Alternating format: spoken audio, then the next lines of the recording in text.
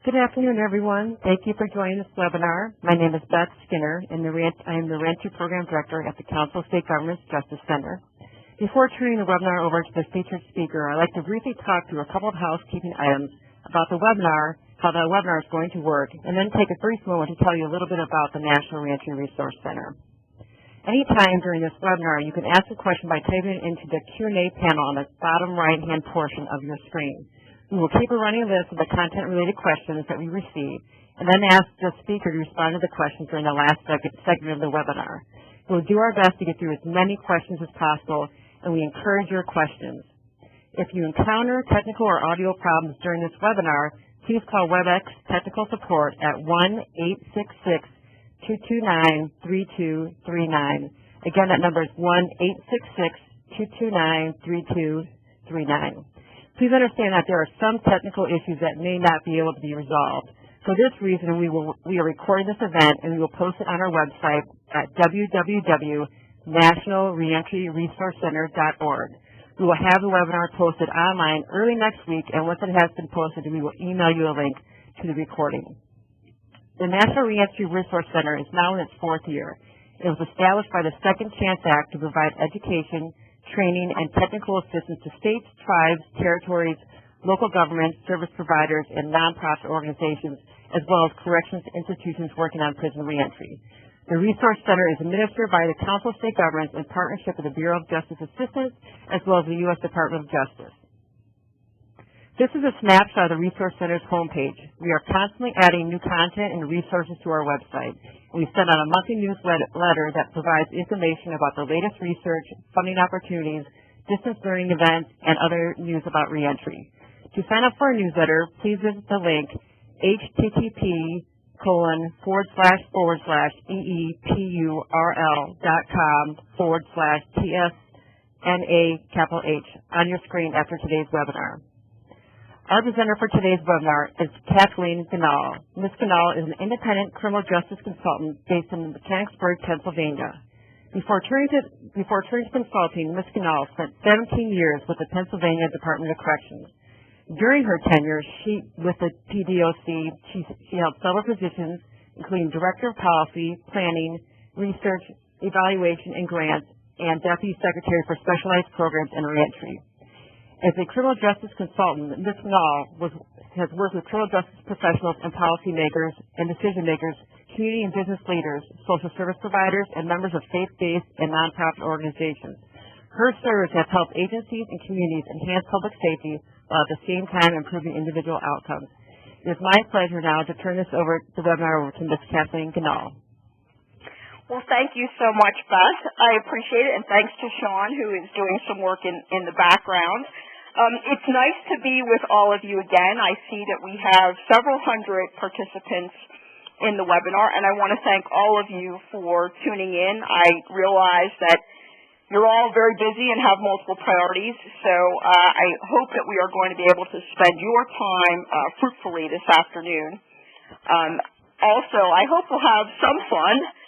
I think there's an awful lot of information to go through, but as with other webinars I've done, I think one of the most important things is just to stimulate conversations and thinking about issues and how we can apply evidence that we do have to other areas where perhaps we might need some further assistance.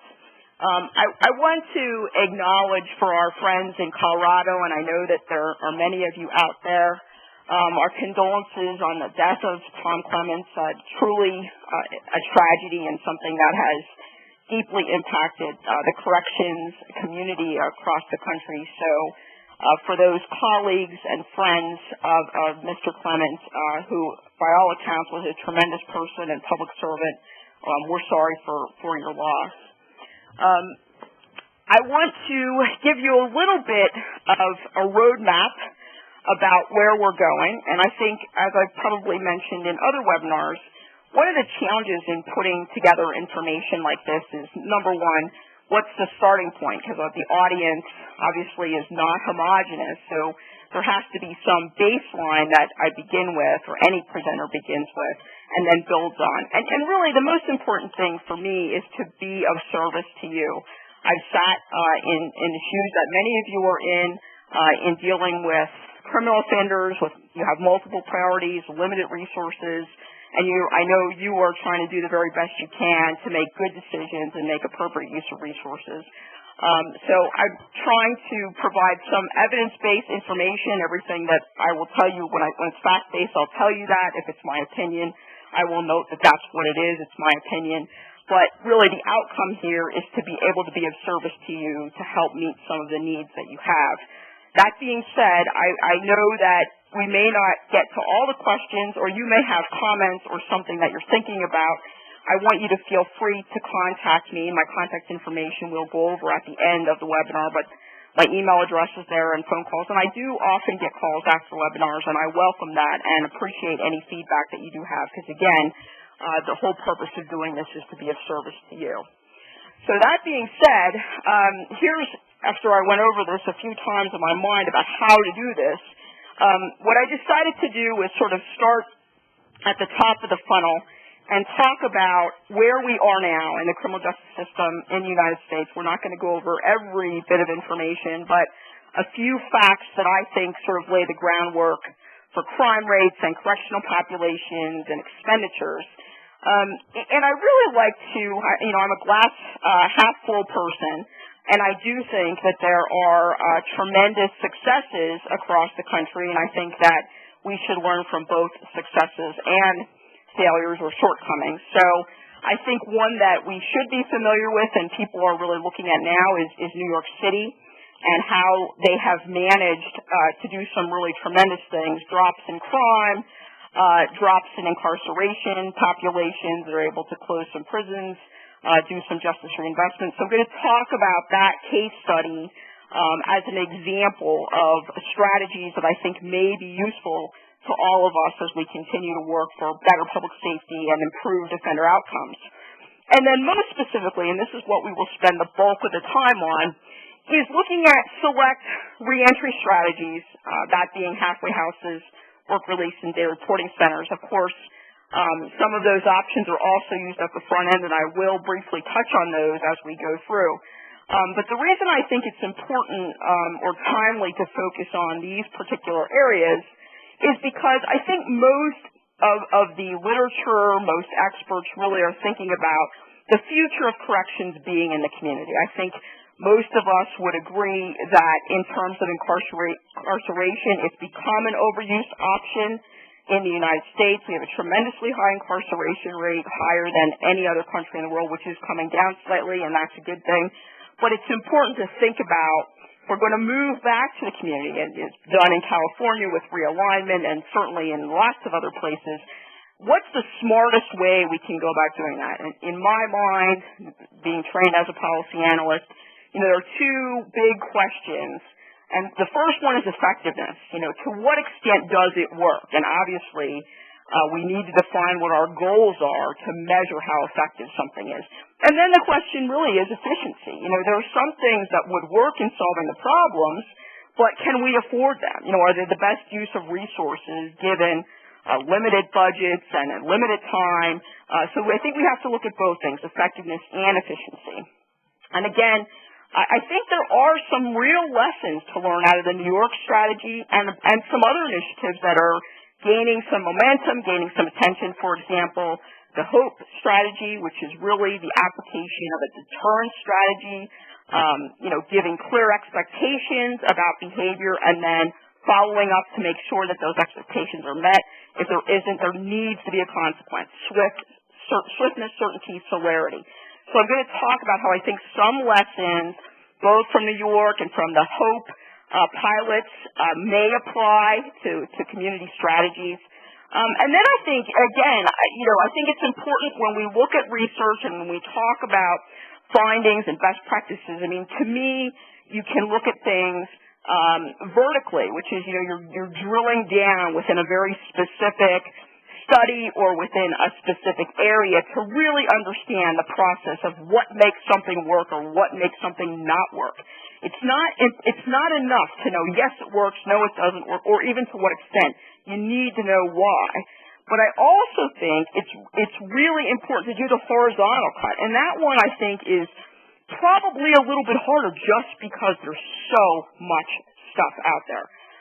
I think we need to look at, the broader disciplines. We look at psychology, look at business, look at public health, and what those successes in those areas can teach us. Obviously, it's also important to look within juvenile justice and to look at treatment. But it's a lot of information, but I think it's really important to stimulate thinking and to really look at evidence across the board and not take a narrow view of that. So that's what we're going to try to do in the next 50 minutes or so, and then obviously leave time for questions. So let me see if I can advance the slide, which I seem to be having trouble with here. Why is this not?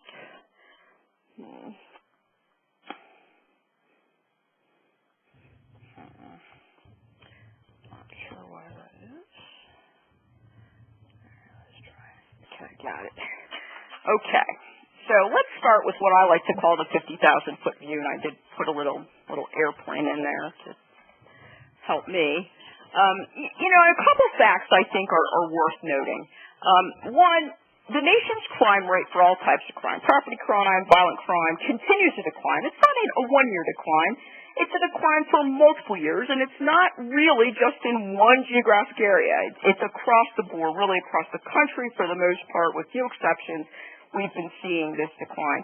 I did make a note here that in looking at the Uniform Crime Report data for the first half of last year, the preliminary data shows a higher number of arrests. We're going to have to see if that holds up and then look at it, but I think that's one thing that we do need to consider. Amazingly, and I think this, for those of us who work in adult corrections, this is a good thing to see. 2 years in a row, there's been a slight decline in aggregate state prison populations across the nation.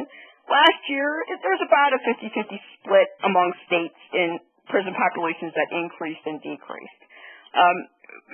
What's more striking, and in reading some materials in preparation for the webinar, one of the things that struck me repeatedly was that, we're not really only talking about a drop in incarceration populations, particularly prison, which really has gotten a lot of attention, mostly because there are big numbers, but there's really huge expense in keeping people incarcerated in prison. But what we've been able to do in the United States is really drop the total correctional population, which includes those under community supervision and probation, parole, as well as those in jail and prison.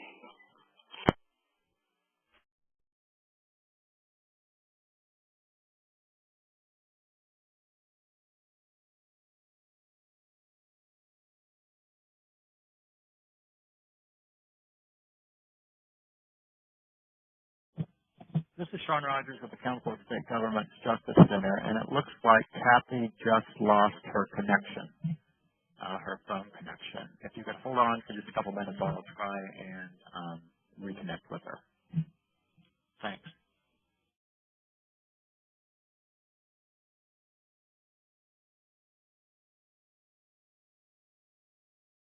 I'm terribly sorry about that. That has never happened to date. So let me pick up where I left off, and that was that we've been able to have a decline in both the populations in prison and jail as well as the populations who are on probation and parole. And that's really something I think that is remarkable.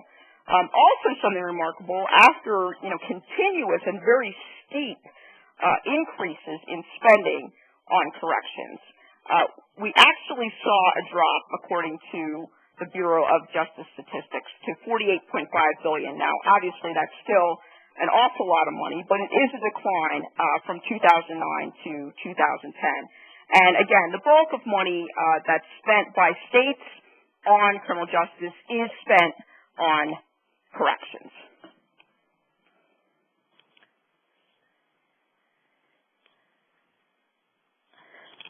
So do we think we can do better? And I wish I could see your faces, but one of the things I've been thinking about is Bob the Builder. My son, who's now 12, used to love Bob the Builder when he was a young child. And Bob the Builder always used to say, "Can we fix it?" And the answer always was, "Yes, we can."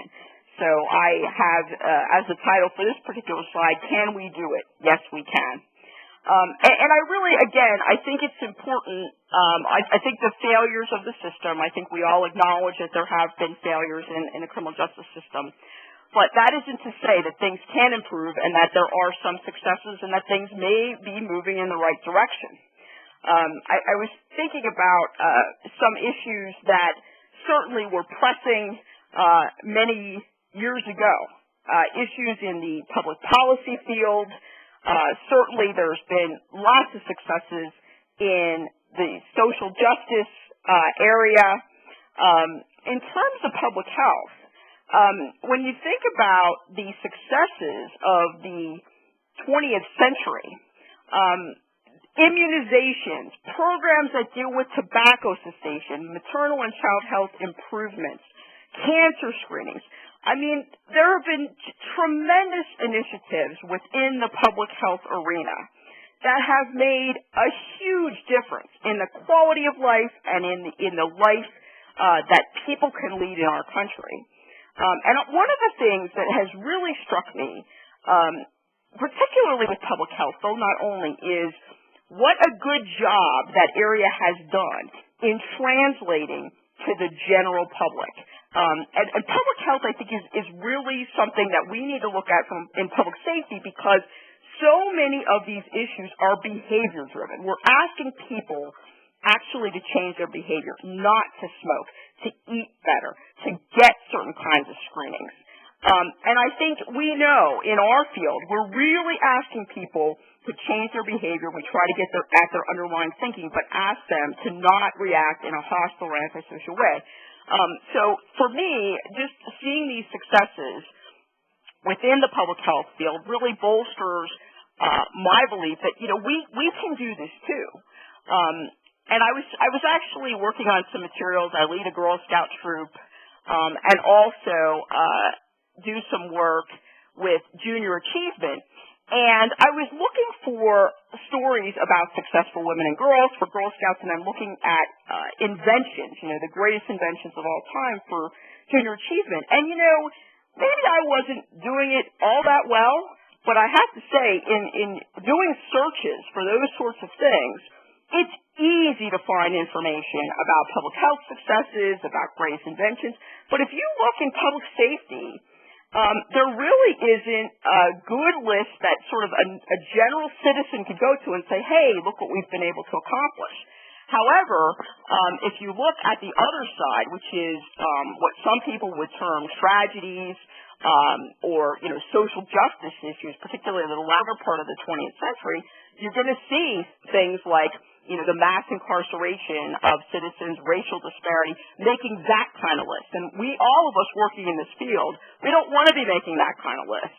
You know, for travesty of justice, we want to be making the list for, you know, real enhancements. And I think there have been some movement, sentencing reform movement, certainly community-based strategies that give us hope that we certainly are moving in the right direction. We have a long way to go, but we can learn from other fields that it is not impossible.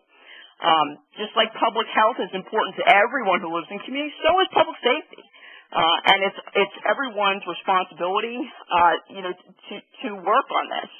I like this quote from Frederick Douglass: "If there is no struggle, there is no progress." And I think, you know, we do struggle with issues, but that's okay. That's how change comes about, and that's how we get better outcomes. Let's move on to the case study for New York. And, you know, I think that Jim Austin and Michael Jacobson put out a nice piece, which you'll find listed in the endnotes. And I really like this piece, and again, I'm using it sort of at that 50,000-foot level of things that go right, but also what can we learn from this? And as we know, in New York City, there was a tremendous crime problem, and there was a very comprehensive strategy that was adopted, a very innovative strategy, sometimes controversial. You know, stop and frisk was very controversial, still is. But there were policing initiatives based on broken windows theory, and really, you know, as we all know, that theory goes, if you allow things like trash, you know, broken windows, if you allow those things kind of to go unchecked, it sends a signal to residents in that neighborhood that, you know what, anything goes, no one really cares. So one of the strategies based on a broken windows theory was in New York City to to focus on low-level arrests, the people who would come and wipe your windshield, at an intersection, or toll jumpers. And so that was very controversial at the time. There were a high murder rate, a high violent crime rate, and people said, well, what are you doing paying attention to these nuisance offenses when we have all this really serious crime? But as a result of a very comprehensive strategy, the New York State prison population declined 17%, totally driven by New York City. If you look at the state probation and parole populations, they each declined by about 20% each, again, thanks to strategies that were happening in New York City. New York City now has a lower incarceration rate than the United States as a whole. One of the things that I think about when I think about the tremendous New York success, and there's books and articles written trying to dissect, what actually contributed to this. There weren't experimental designs used during this time, but lots of people are looking at what contributed to the outcomes. And one of the things that I think is not letting things get out of hand, and what I mean by that is, sometimes if you have misdemeanor offenses, perhaps they're not attacked to the extent that more violent crime is, but in some ways I think that may send a signal to offenders, hey, you know what? Nothing really bad is going to happen even if you do get caught. So the application of a hope strategy here, swift, certain, but not necessarily harsh punishment. So the reality is we're going to say what the rules are, and if this is against the law, whatever it is, it's against the law. And if we catch you doing that, then you are going to be punished. We're not going to let you off with multiple warnings. We're going to sanction you now.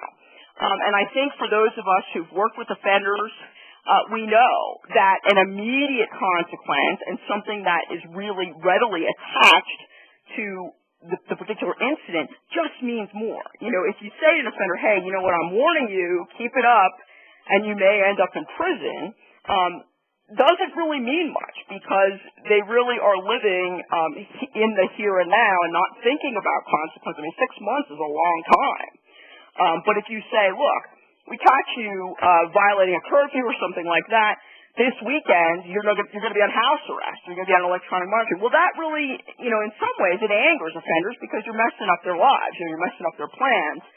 But it certainly sends a message that, this is not going to be tolerated. And I think you see this in the New York City example. And so what are some lessons learned? Number one, and I think we all are beginning, and some of us I think have really realized this or knew this all along, mass incarceration doesn't mean necessarily that you're going to have safer communities. In order to drop the crime rate, you do not have to incarcerate people at very, very high rates. If you look at the New York example, they did lots of things in policing with alternatives to incarceration. So they had different aspects of the justice system and even other systems, social service providers, who were working in tandem. So it was a very comprehensive strategy, and the strategy can be mutually reinforcing. Of course, you could have aspects that are really working against each other, and I think we all have to look out for that. Also, I think there's been so much success in the policing arena. If you look at the literature on hotspot policing, on place-based strategies, if you look at broken windows theory, I mean, there's just a robust literature there about strategies that are successful. There were all these theories about displacement of crime. If you were doing hotspot policing and focusing on areas with heavy activity, were you going to displace people? And David Weisberg and others really did studies that said, no, that really doesn't happen. So I think the fundamental lesson here is you can actually do this. So you can have less crime, have a more humane system in terms of less punishment. So both are possible. The other thing in New York City, again, that's remarkable, is not only was there a drop in state prison populations, which, a number of states have now been able to achieve, and again, across the country, we've had a slight aggregate drop, but it's not only prison populations. Jail populations have decreased, probation populations have decreased, parole populations. And even if you look at the criminal justice literature for juveniles, we're looking now about juveniles in placement, particularly. those numbers are also declining, and our crime rates are going down. So I think there's an awful lot to learn from this, and to be said, it is possible to have a system that is less punishment-oriented and have less crime. So now let's get into, some of the meat of what I wanted to talk about today. And this is examining strategies, a couple of strategies particularly, for transition from prison or jail. And like I said, some of these are also used as front-end options. And looking at what we know. And I want to be clear here. This is not a comprehensive literature review. I am going to go through a number of studies on these areas and talk about the findings. It's not exhaustive. But what I really wanted to do was have a representative sample of methodologically rigorous studies, because I think it's important to get a balance on what the evidence is. It's not all moving in the same direction here, but I think it's important for all of us to have a balance about what we know, what we don't know. But there are, at the end notes, I do cite the studies that we're talking about. So halfway houses, have a long history in the United States. They can be used two different ways, at least two different ways. One is they can be used as at the front end as a sentencing option, as an alternative to prison or jail. And on the other side, on the back end, you can actually use halfway houses as a reentry strategy, moving offenders who may be on parole, coming out of state prison, through sort of a step down through houses, facilities within communities, and we're going to spend more time talking about that particular aspect. Day reporting centers are another option that's available and used very heavily in some states, not as much in others. But day reporting centers often provide opportunities, to keep an eye on offender, make sure they're productively engaged. They can be doing life skills or job training, might be doing things like participating in AA, NA groups, but that's an option. Again, that can be used at the front end. I think there's possibilities for that sort of style to be used at the back end, and we'll talk about that. And then there's work release centers. Many counties, here in Pennsylvania, many counties have work release associated with their jail. In some states, they allow for education and work release for state prison inmates, and then they can do that. Sometimes you have some states where they're transitioning state offenders back through their local jail or back through their local work release center, and we're going to talk about what it is that we know about this. And again, the reason I'm focusing on these areas is because I think as there's an increased movement back to community-based corrections, we need to look at some of the options that are there, what we know about them, to what extent do they work, and why. How can we build on those options? And I think we're seeing, more things in those areas. We all know community service, there's restorative justice programs, there's all sorts of front-end options like drug courts and other problem-solving courts that keep people in the community. So it's important to know exactly how those are working and to what extent they're actually making a difference. So let's start and talk a little bit about halfway houses. And I actually found this a pretty startling statistic. And this comes from Kay Taxman's work. Fewer than 1% of those released from prison transition through halfway houses.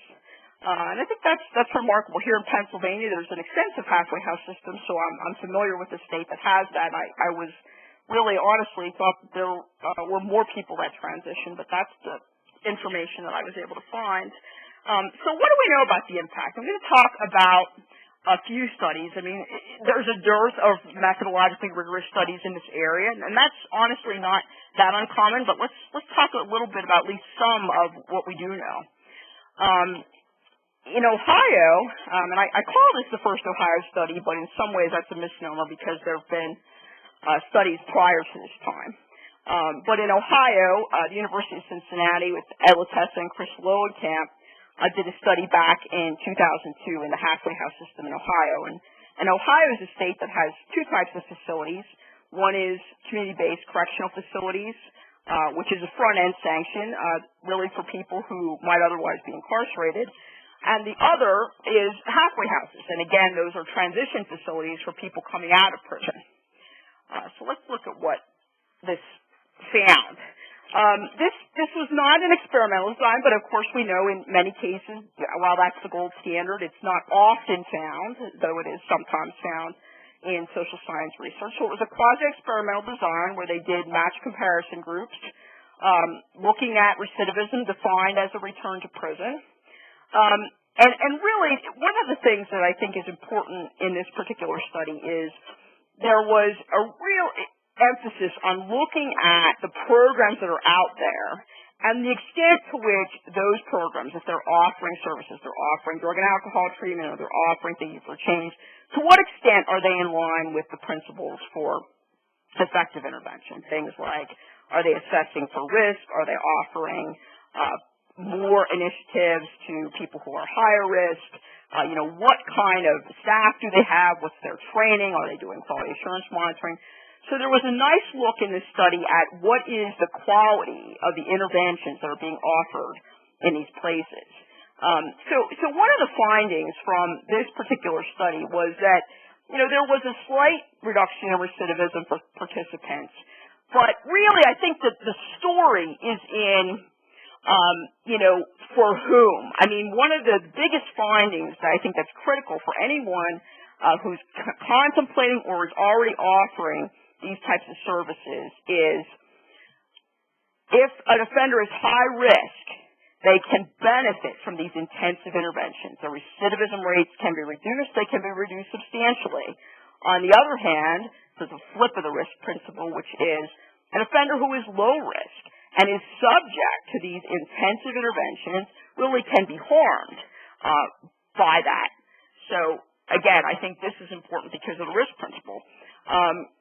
And Latessa and his colleagues kind of did a second Ohio study, and they actually they really beefed up the design, the quasi-experimental design with the 2006 study. They did one-to-one matching. They had 2 treatment groups, 2 comparison groups, and they also looked at intensive supervision probation here. So I think that was a nice thing. Again, I think this particular study reinforced what was found in the first study, which is if you look at the data, there were facilities that made a difference for people in terms of recidivism reduction, but they're facilities, number one, that do a better job in complying with the principles of effective intervention, and the most important thing is who they target. If they're targeting higher risk offenders, people who are likely to fail absent intervention, they do better, significantly better, than if they are targeting low risk offenders. And the truth is that targeting low risk offenders in these kind of settings and other settings can actually increase recidivism rates. So in Pennsylvania, when I had worked for the Department of Corrections, we have an extensive halfway house system, and one of the things was you always want to be able to learn from what you're doing and make improvements. So we had Latessa and his colleagues come in and take a look at the community corrections centers and community corrections contract facilities, which at the time were being used for a transition for what were called pre-release inmates. Those were inmates who by law were eligible prior to their minimum sentence, and for parolees. There no longer is pre-release in Pennsylvania, but at the time there was. In this particular study, again, Ed and his colleagues used the quasi-experimental design. He did a look at all of the interventions, the way those interventions were being constructed, were being delivered. We know that fidelity implementation is tough, but it's really important. And they also, I like the fact that there were multiple measures of recidivism used. You looked at rearrest, looked at reincarceration. In this case, what the findings were was that the comparison group did better than those who were going through the centers. And that was across the board, in facilities across the board. Pennsylvania actually recently, the Department of Corrections recently did an update to the study that the University of Cincinnati had done. I think they did a nice job at looking at multiple variables. They looked at 3 groups, and you can see them there. Parolees released in 2005, 6, 8, 9, and 10, 11. And also, I think, used multiple measures of recidivism, rearrest, reincarceration, and time frames that they traditionally use in recidivism data analysis and publication, which was 6 months, a year, and 3 years. For the overall recidivism, parolees sent directly home did better than those who transitioned through community correction centers and facilities. There certainly were some centers and contract facilities who had higher success rates than for parolees. But overall, the comparison group did better. Now, this is one from Faye Taxman. I think there's an awful lot of good work on the ACE website from George Mason. But this is a series of monographs that Faye and her colleagues produced for the Bureau of Prisons in 2010.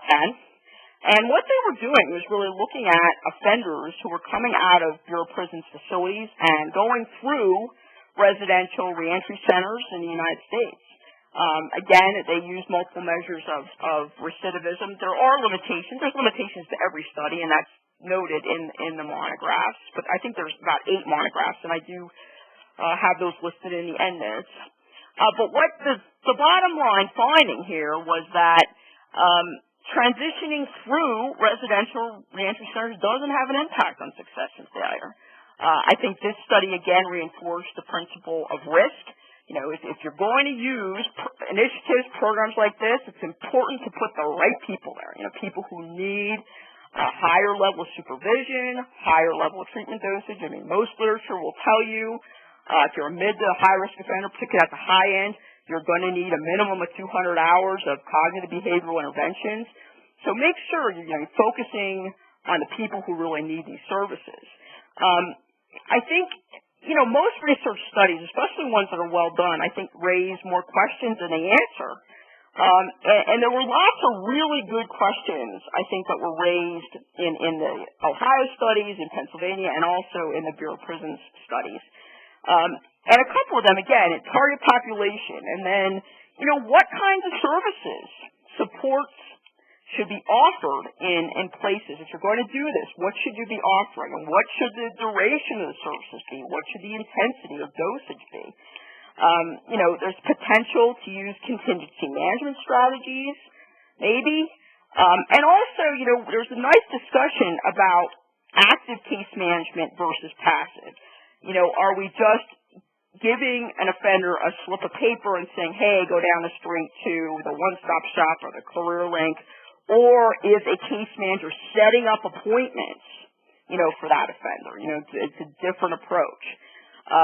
I think in all of the studies, and frankly, I think this is one thing that's consistent across our literature and frankly other literature, is the importance of collaboration. I mean, no one has the market cornered on how to absolutely improve public safety. If that were the case, then, you know, we would have seen a marked decrease in recidivism rates over the past few decades. But I think everybody has a piece of the pie. I mean, there are things, again, I think that we can learn from other professionals. And really, I think this is one of those areas where, you know, criminal justice clients are not unique to the justice system. They're heavy users of other services.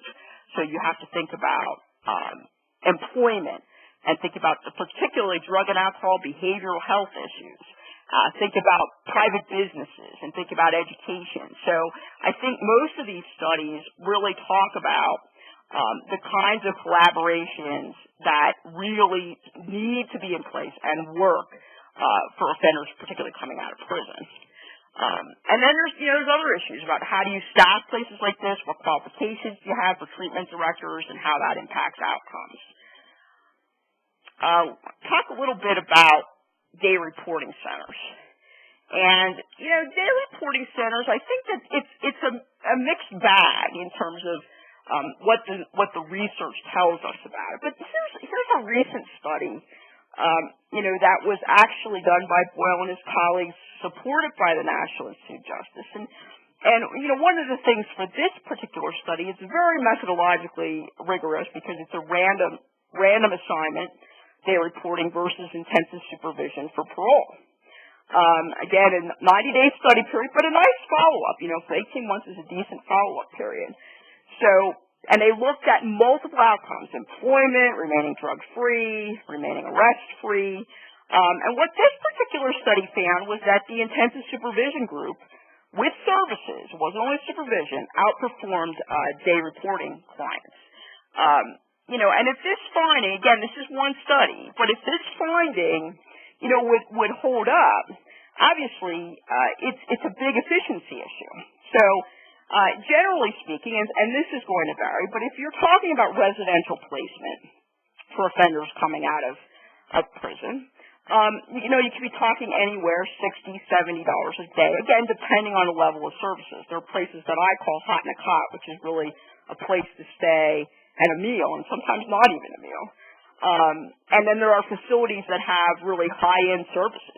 They might be running inpatient drug and alcohol services, or really cognitive behavioral treatment, where you're paying qualified counselors to run groups, which obviously is going to be more expensive.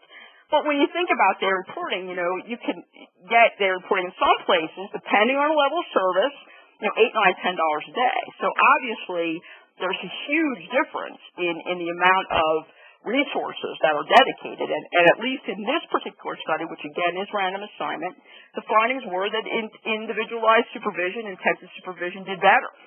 Now that may not always be the case, but at least here it was. Now here's one on the flip side, and again, like I said, I tried to choose pieces I think are representative and are sound methodologically. This particular piece, Osterman, 2009. Is listed on crimesolutions.gov as a promising program, and it looks at day reporting and halfway back programs in New Jersey, which has quite the network. There's been a series of articles in New York Times, I'm sure some of you have seen it, about these facilities within New Jersey. They're heavily used.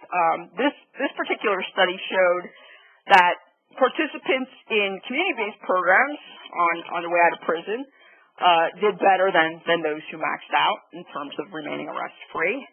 And also day reporting center participants were least likely among maxed outs, those who didn't participate in community programs after release, and halfway back participants to be reincarcerated. So here, there's the issue of community-based services, residential versus non-residential. Is it better for an offender if they are transitioning through into the community to go through a place where they're going to live? Now, some offenders are doing that because they don't have a home plan. They don't have an approved home plan. They're going to a transitional center and working on getting an approved plan. But some offenders may have a place to go, but is it really better to let them go directly home and then maybe get services in the community, or would it be better, to have them under that increased surveillance, supervision, monitoring, assistance, in a residential place? And I don't think the answer is clear. I think there's, evidence in both directions, but we need to keep looking at it. Day reporting, as we all know, can also be used as an intermediate sanction. We can place offenders into day reporting. At least some of the hours of the day are gainfully occupied. I mean, that's one thing that I have to say appeals to me, is that I think if offenders have unstructured time on their hands, if they're not working, they're not engaging in community service, they're not in treatment, I think that allows them to have the time to fall back into habits, to hang around with some of the folks they may have been hanging around with previously. So I kind of like the idea that there would be something productive for them to do. Now, that can range from, doing life skills groups like basic budgeting, maybe cooking, maybe, learning what a checking account is, or it can be anything from that all the way up to really intensive cognitive behavioral interventions, which obviously are more costly, but may, again, for certain offenders, if they're higher risk, be what's in order. So again, I think here that we can't say yes or no. These are all good or they're all bad. It really depends on the circumstances. Who is the target population? How well is that defined? What's the level of services? If you're providing treatment, to what extent is that treatment in line with evidence-based principles? Is there fidelity and implementation? So it's just not a black and white issue here about is this better than that. Work release. I think work release has some potential. Right here, I think particularly for those coming out of state prisons. There are states that allow for work release, or allow for educational release. There are some states, I believe I have them on the next slide, and I'll get to that in a minute, who are working with their local jails and work release centers to transition state offenders back through their local jail or local work release. Now, to me, I think that makes a lot of sense. First of all, because we all know that offenders incarcerated are coming back home, and 95% of offenders are going to be released. And most of them are going back to where they came from. And the unfortunate reality is that state prison offenders have been in jail before, just about all of them, and some of them multiple times. So they're sending them back to an area, back to people who probably already know them, and to people who it's in their best interest, I think, to work with these offenders, because they're coming home to live in their communities. People living next door to you, to me, and I think, if you can do that adjustment with appropriate services, appropriate supervision, and hookups in the community, to me, that makes some sense. There's not a body of literature that's showing results in the same direction. Again, much of this has to do with who you select and the quality of the programs that you offer, but there is at least some evidence that there's an impact on employment, which you would hope because it's called work release, and job retention. I like the work of the Washington State Institute for Public Policy. I think they have some really nice cost-benefit analyses, and a recent study, an update to a recent study, really looked at work release and said, yeah, there is a slight positive impact on recidivism. And they also did some cost-benefit analysis and showed that the benefits do outweigh the cost. So perhaps it's something, worth considering. As I said, there's a few states that are already doing this. Some are pretty far along, actually. So, as I said, I don't want to spend all of our time, going through every study that's ever been done on this. But what I really wanted to do was just show, number one, there's not actually a ton of methodologically rigorous studies on these topics, but there certainly are some that are definitely worth paying attention to, both looking vertically. But now what I really want to do is say, let's kind of come up again, up to the top of the funnel, or up to the 50,000 feet, and say, okay, what can we take away from this that we can use as practitioners in thinking about strategies, in devising programs, in thinking about who to target, really to make our community safer, to make individual outcomes better. So I summarized just a few quick things that I saw as being important from the studies we looked at. One is, obviously, risk matters. I mean, most of these studies are reinforcing the risk principle again and again and again, saying if you're going to have these interventions, particularly if you're offering high behavioral treatment, make sure you're targeting the higher risk offenders. They're the ones who need it. They're the ones who can benefit from it. Leave the low risk offenders alone. If anything, we're going to screw them up by putting them in these interventions with higher risk offenders. Again, you have to really look at what exactly is happening in any of these places, whether they be residential, whether they be non-residential. What's the program? What's the strategy? What's the quality of the staffing? What's the dosage? And there are nice tools out there, the Correctional Assessment Program Inventory, that can help in evaluating what you want to see in programs that are targeting higher offenders. And again, I think one thing that's important that I think we see constantly, collaborations are really important. It's not enough for just a justice system is not going to be able to do this by itself. So what I want to really spend the rest of the time on is, okay, if we look at the evidence from these initiatives, can we think about innovative strategies? How do we use this evidence? How do we use other evidence from policing initiatives or from the public health field really to learn and to do better for the clients who are under our control? And as I say, I think it's really important to be able to ask questions and to ask the right questions. Because if you're asking questions where ultimately the answer doesn't matter, then, we're just going to go down a path that isn't going to be a good use of anybody's time. So, these are some of my questions, and I'm really curious, honestly, about what your questions are and observations. I think it's really important.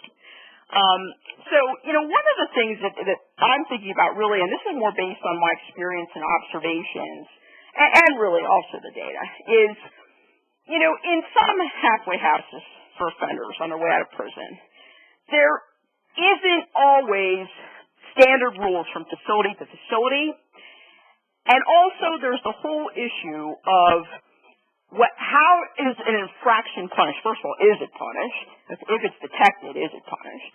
So I really think that one of the issues perhaps in halfway houses used as transitions out of prison is perhaps they could benefit from application of a hope strategy or a deterrent strategy, which is be very clear about what the expectations are for offenders who are in these facilities. What are the rules? And then there should be monitoring, and it should be clear that if we find you in violation of these rules, then what is it that is going to happen? What's going to be the consequence? Or are we going to say, okay, we're going to give you a warning. We're going to let you go. Oh, it's only your first time. And really, then eventually, if somebody racks up enough of these things, then what do? Do we send them back to prison? Because sometimes that's what's happened in the past. Eventually we just get tired of it, and the boom falls, and then we have a person on violation. So I would say, honestly, even if it's not in a halfway house setting, I think there can be benefit to being very clear about what the expectations are, and then holding people accountable. And if there is somebody goes astray, okay, sanction them. It doesn't have to be severe, but it does have to be immediate and mean something to the person. I also put a note here just for those who maybe aren't as familiar with HOPE. There's a lot that you can find on crimesolutions.gov and also on the National Institute of Justice website if you'd like to read about that. The other thing, and this again is more from my experience, is are our expectations of community-based residential facilities reasonable? And what I mean by this is, are we asking these centers, whether they're run by the state, whether they're run by a contractor, to be all things to all people? And are we asking the offenders who now have been in an incarceration setting, perhaps for many years, to take on everything at one time? In other words, are we setting people up for failure by having unreasonable expectations? So, one of the reasons we want people to transition through these facilities is we want them to reconnect with the community. We want them to be securing employment. They need to have identification. We want them to find a permanent place to live if they don't have that. We want them to be reconnecting with family. We want them to be involved in groups in the community. For example, AANA, getting a sponsor, just as an example. So we're placing this emphasis on sort of this community reconnection, which seems to be appropriate. But then do we say, okay, and in addition to that, now we want you to participate in a relatively high dosage of programming. And I know from my experience that sometimes you have offenders working night shift, you have some offenders working day shift, you're trying to run a group, you have to have a critical mass to run a group. And then the offender's saying, wait, you want me to work, but you also expect me to be here from 7 to 9 every Thursday night for my group. Which is it? And I think that's actually a legitimate point. So, are we asking for the facilities, are we asking the particular offender, to take it all on at one time and to do it perfectly? And the other thing, and I've often thought about this, is, there's an awful lot in the literature, and I think it makes sense for us, just in our own lives. Informal social controls are really important. The power of someone who really cares about you as an individual. Could be a family member. It could be a mentor from a church, from AANA. It could be somebody in business. But, that connection to the community is really critical for offender success. The quicker they get that connection and the stronger that connection is, the better their chances of continuing to be law-abiding and productive. And my view, at least a question, I don't know the answer, is if we are continuing the formal control, and what I mean by that is we are continuing to run facilities or contract for facilities, that's a formal structure of control. And is that the best way to be doing the handoff? I mean, should you hand off through another formal control? Or is it better really to get people right out in the community and working on those connections? Maybe you're doing both. Maybe, you know, the person's living in a halfway house with supports and services and they're going out into the community and making those connections. You know, maybe that's the best of both worlds, but I don't know. I've seen some facilities where it's almost a lockdown. You know, it's almost, yeah, they're in the community, but they're in the building so often that truthfully, it doesn't matter where you are if you're locked in a building. That's not, being locked in a building is not community corrections. I mean, you may not be called prison, but that's really what it is. So, you know, to what extent are we harnessing the power of informal social controls? Here's some other, really me speculating and thinking about these things and thinking about, you know, the evidence. And I wonder about this, what I call hot and cot facilities, really which are more concerned with housing and monitoring than providing particularly treatment services. Do they have value for select offenders? You know, sometimes, you know, we would see offenders in the Pennsylvania Department of Corrections who had been down 5, 10 years. And really, you know, the world is a different place than when they came into prison. And particularly if they're at a greater age. You know, most people over 40, you don't find an awful lot of people who are high risk. I mean, we all can look at that age crime curve, and age has a tremendous impact on your probabilities of committing offenses. So maybe you've had an offender who, in his or her younger days, had some crime, served some long times, but now, you know, they're ready to come out of prison, but what they need really is a step down, a reacclimation to the world, as it is today, as opposed to what it was when they went in. That person may not need treatment. They do need help. So our hot and cot facilities, do they have value for that kind of an offender?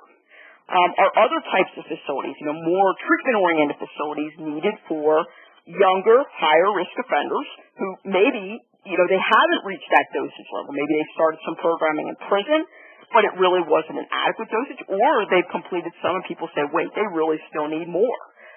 So should there be some differentiation between those groups? I'm sure there's other ways to look at this too.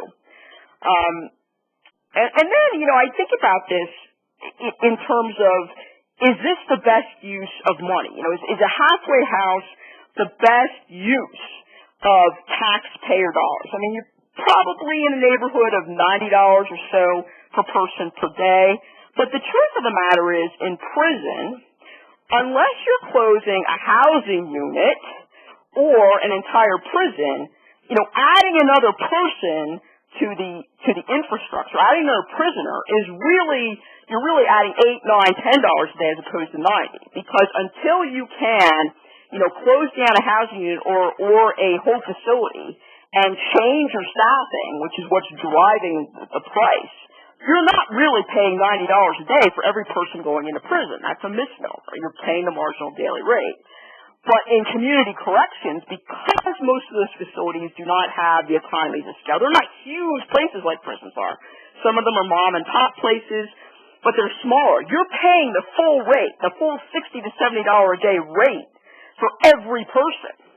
And, you know, in thinking about it, so again, at the aggregate level, is that the best use of limited justice resources? Maybe the answer is yes. I just think it's a question that's worth looking at. Again, here's some more questions. Is the juice worth the squeeze for halfway houses? It may be. But just as an example, if you look at crimesolutions.gov, they highlight several intensive supervision programs which incorporate evidence-based practices, and they are proven strategies. There is some evidence that that kind of a strategy works better than for mid to high-risk offenders in halfway houses. Would it be a better investment of public dollars to be investing in things like really well-constructed supervision programs with lower caseloads for probation parole officers instead of in lieu of community corrections? Would that be a better use of money?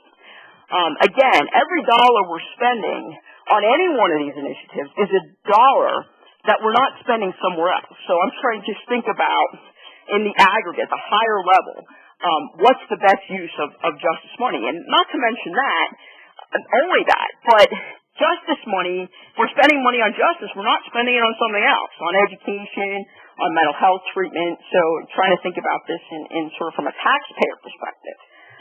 Again, day reporting, I think there's a potential there. If you have case management, life skills, family reunification, could those services, be provided? For example, to people coming out of prison. I think the next slide I have, the biggest at-risk period is for people who, right when they're coming out of prison, that's their highest risk period. If they don't have a job or they're not productively engaged in community service or restorative justice, could we use the day reporting centers as a way to help structure that time? So I just want us to think about, the money that's being spent on some of these initiatives. Could they be reinvested? Or should they be put at the front end? We know that lots of places like behavioral health have taken huge hits in funding. Would it be a wiser investment to put the money back into the community and not do some of these things? And like I said, I don't know the answers to these questions, but I think they're worth considering. So here are my final thoughts, and I did it all in pictures because I feel like I'm saying lots of words. One thing, again, I think we need to really have some big picture, creative, visionary thinking. Look for possibilities for innovation by looking at evidence, not only from studies in our own area, but also from studies in other areas. I think leadership is needed. We need to keep going. We need to focus on our goals, which are really important. Public safety is a huge factor in all of our lives. Community health, individual outcomes, wanting to make those better. Pay attention to all of the facts, not just the facts that support ideas we already have. The hands in the middle are to represent collaboration and the importance of realizing what you know and perhaps what we don't know, and how we can really build a team that is going to be optimal in getting where we want. And the toolbox for me is really, I think we do need to have lots of different strategies. There's not a one-size-fits-all. There's not a tool-fits-all. You need a screwdriver. Number one, you have to know you need a screwdriver, and then you have to have it in a box. So I think that's the trick is, number one, knowing all these strategies, but then figuring out, what to use when. So I hope that coverage was useful for you. And, again, if you have questions that we don't get to, please feel free to contact me. Thank you, Kathy, very much. Your presentation was very thoughtful and informative. Now we're going to move into the question portion of this presentation. I have a few questions here I'm going to start off with. The first one's going to be primarily talking about day reporting centers. First question is, should day reporting centers be located in high crime areas? Well, it's a good question. Again, I think we all know from looking at the literature that offenders come from a relatively small number of inner city urban neighborhoods. And they are returning to those same jurisdictions. To me, I think it makes sense. I think there has to be investment in those communities in the broadest sense. But to me, it doesn't make much sense to locate centers in places where people don't live. We all know that's what happens with prisons a lot of the times. They're located in out-of-way places. So my view is, you have to build that community ownership and also really get community members involved in improving offender outcomes. So while I hate to ever, only say yes, because I'm sure there are circumstances where it may not be best, I would say it makes sense to me to do it. Great, thank you. The next question is in relation to halfway houses. Do you have any specific examples or any examples you can think of halfway house providers for high-risk offenders that you see as significant enhancers of success? Well, I think you can look at both the Ohio and the Pennsylvania studies because they name providers. Within those particular studies, and in terms of they look at every single facility, who runs the facility, and what the outcomes are. So, I think obviously we know that, some of the big providers, GEO provides lots of services, Corrections Corporation of America, Correctional Education Centers. I don't want to say that one of those models is better than the other, but you can definitely look at those reports and see specifically which facility you see perform better. Great. Thank you. Should low-risk offenders be placed in halfway houses or work release facilities if they have no place to live? Well, I think that's an important question. That's one of the things I was trying to get to at the end, which is, you can, you do see sometimes an offender who, for example, may be down, he may have been in prison for a number of years. Now, maybe let's just say they're over the age of 40. Perhaps they really don't have family, or they've burned bridges. They don't have family support. They've burned bridges, or people just have sort of, not been in touch with them. And I do think that that's a population that needs to be looked at. My issue has always been, community corrections facilities, halfway houses, are transitional. Usually you're seeing like 90 days or so, but the reality is offenders have to transition to something. So I think there's always going to be the question of, okay, if you put offenders in, even in a hot and a cot facility, as a transition, what are they going to transition to? Now, one idea can be, well, if they're earning money, if you get them working and they're earning money, will they be able to afford a room or apartment or something like that? I think that's a possibility. But there's some offenders with certain offenses for whom it's very difficult. The other side of that is, what's the alternative, which is, will these offenders max out? If they're in an indeterminate sentencing system where a parole board's making a release, parole board's not going to release somebody if they don't have a place to go. But if they don't have a meaningful way to get a place to go, are they going to max? And then I think the question is that in the best interest of public safety?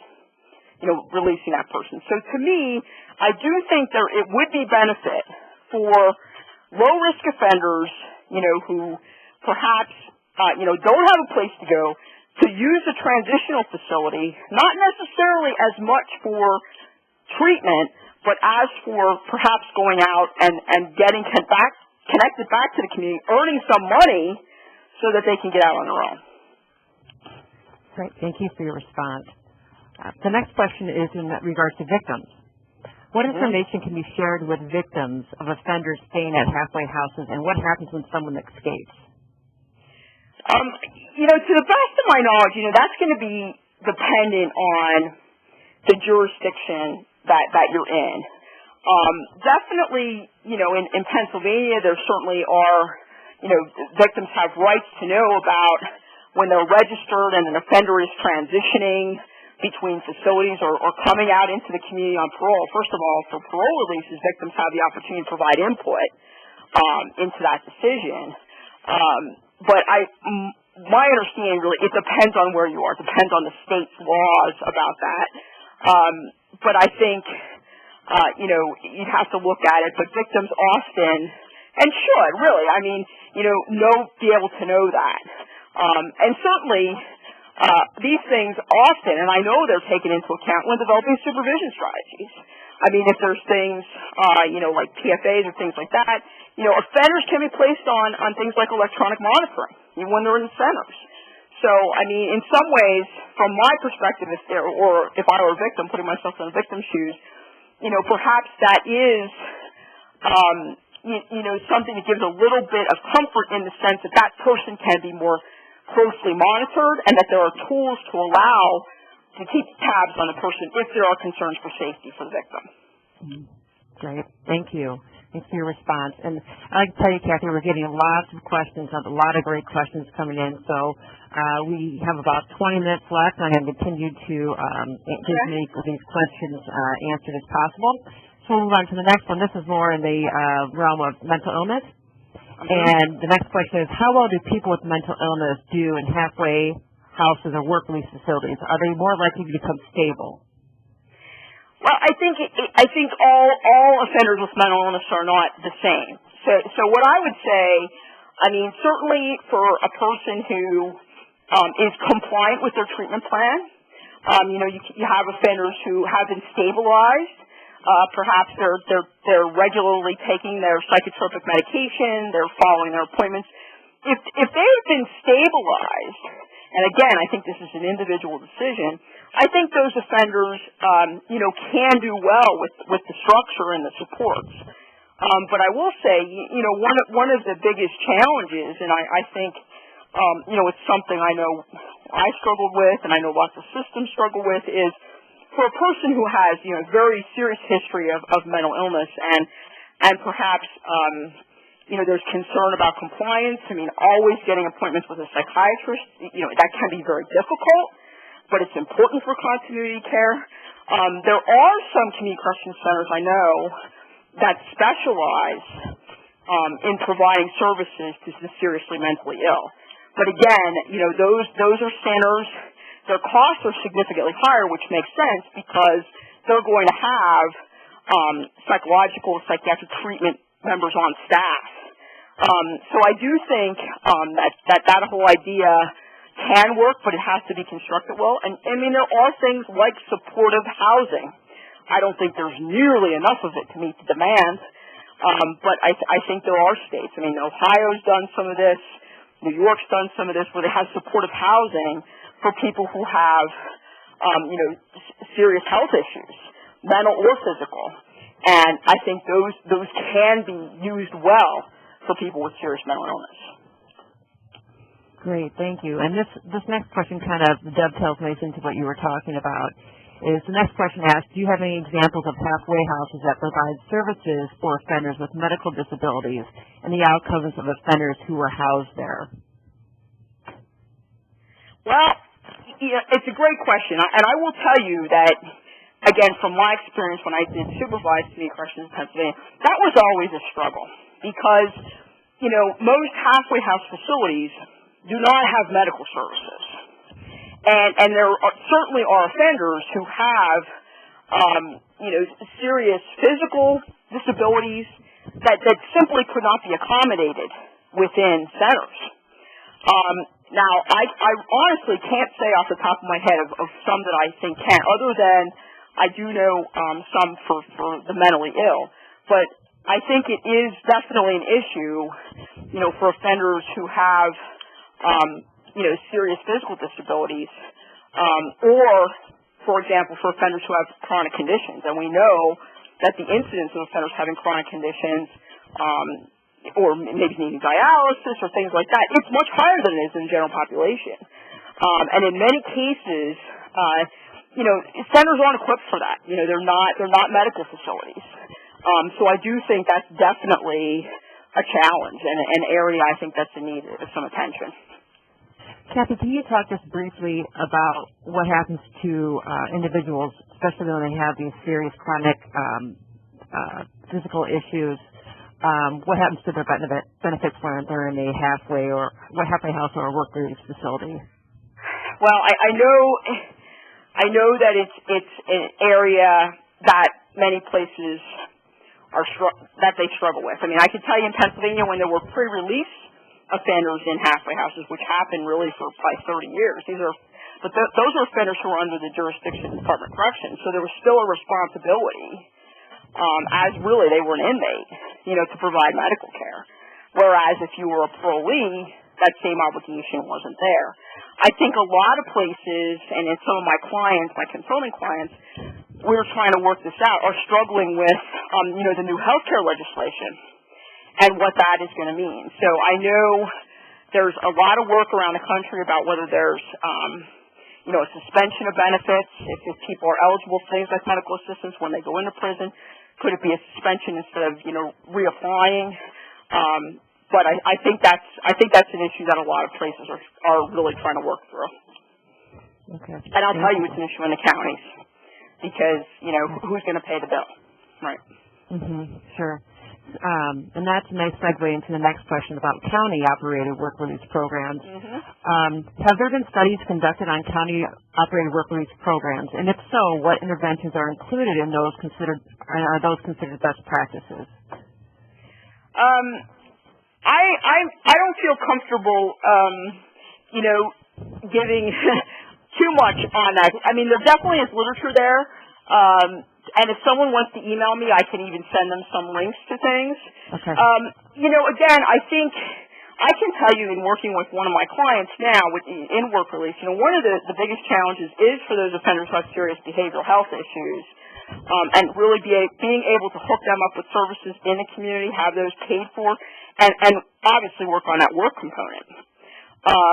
So, the facilities that I've seen facilities that have really tremendous relationships with their local employers. There are businesses who routinely are working, taking a look at people coming, in the work release centers. There are industries that really do that, and frankly, they have very good relationships. So particularly if an offender is lower risk, they're not in need of high levels of treatment services. The ones that really are focused on employment and more life skills issues, and occupying that offender's time productively, to me, I think there's definite advantages there. You also have to look at retention, though, because offenders don't always have a hard time getting a job.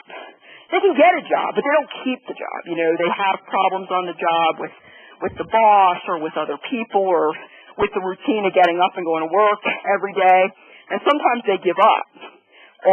So I think you have to also look at those issues related to, what people call softer skills, which truthfully are, really important.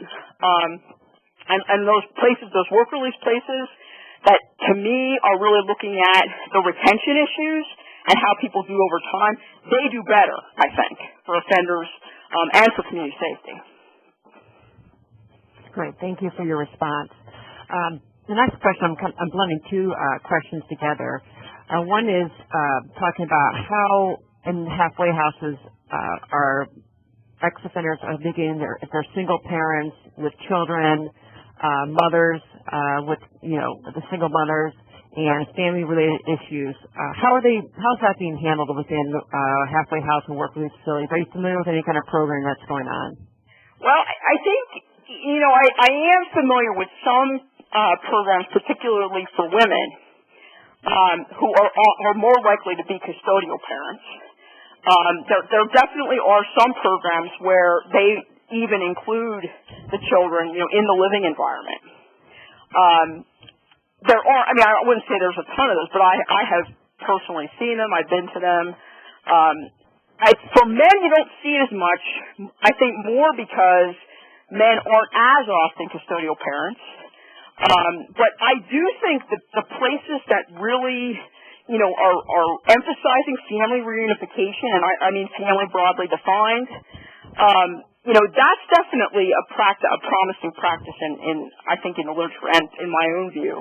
I think those places that, like sort of the La Bodega model that was in New York City, really looking at more of a strength-based approach based on the family and not only the individual, and really trying to work on the family unit as opposed to just the person. To me, that gives it an appropriate context, and I definitely think there's advantages.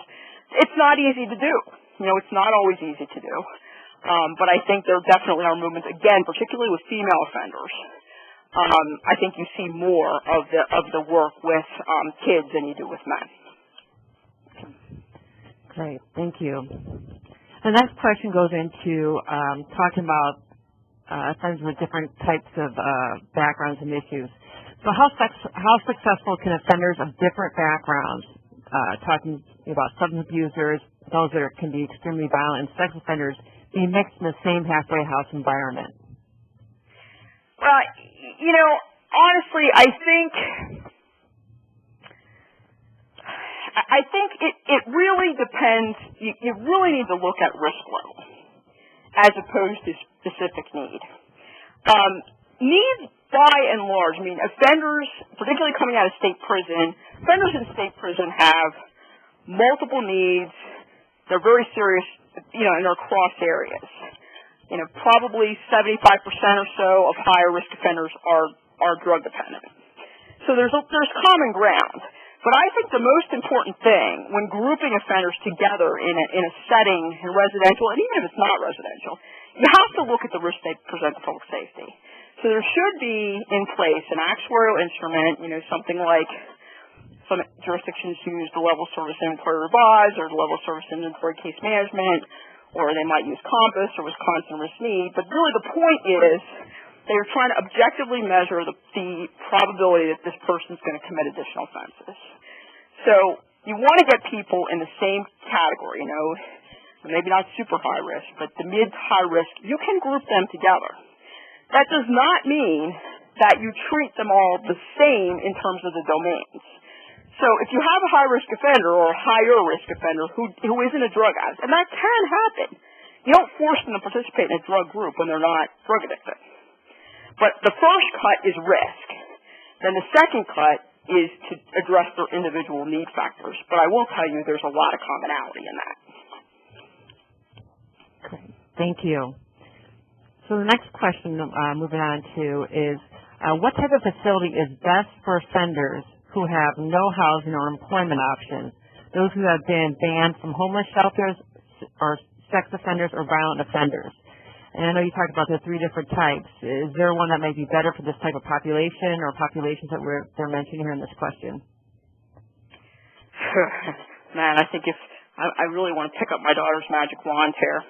I mean, this is it's really, these are such perplexing, I don't think they're unsolvable, but they're really perplexing issues for everyone. I don't think anybody, and if someone out there knows, please tell me, particularly for, sex offenders, or offenders who have, long violent histories, and maybe co-occurring disorders. And there are groups. I really refer to an article, Malcolm Gladwell wrote an article called $1 Million Murray, and it talked about, and really what it's really saying is, there's really a pretty small group of people who actually, require a very high degree of services, and really a high degree of cost. And there are some, like I said, for people who are violent and have maybe serious mental illness, or for sex offenders. I don't know the solution. I can say what you end up seeing is lots and lots of sex offenders in indeterminate state who are maxing out. And then because of residency restrictions, which are in place in many states and many localities, they really can't even legally live somewhere. There's registration that's required for Megan's Law offenders and things like that. But the truth of the matter is, I don't know the answer. I know that it's certainly a question that lots of people smarter than me are struggling with, but I don't have an answer. Well, I appreciate your response. Moving on, I think we're going to make this our last question, and then we'll wrap things up. And we're going to circle back to talking about female offenders again, but specifically to if you're aware if there's any studies on the impact of work release or halfway houses or day reporting facilities for female offenders. Do these programs address gender responsive issues? Is there any research out there that supports this? I can't think of a study off the top of my head. I certainly have seen what I would consider to be well-designed programs that are, that are gender responsive. I think with women, there are a number of factors. The incidence of serious mental illness is significantly higher than it is for men. There's also the issue of trauma. Most female offenders, 85%, have experienced abuse, sexual, physical abuse. So trauma is a really prominent and must be addressed in a meaningful way. And I think the third issue, is kids, because again, while the male offenders may have children, most of them do, it's much more often that a female offender is going to be the custodial parent. So I think for any initiative, whether it be operated in the community on a sort of an outpatient basis or residential or prison based, to me those factors would have to be addressed and in a way that's in concert with evidence.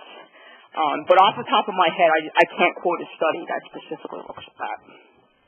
Sure. And do you see a lot of facilities mixing both men and women because they don't either have the capacity just for women only, or don't have enough you don't have enough people to put into those types of facilities.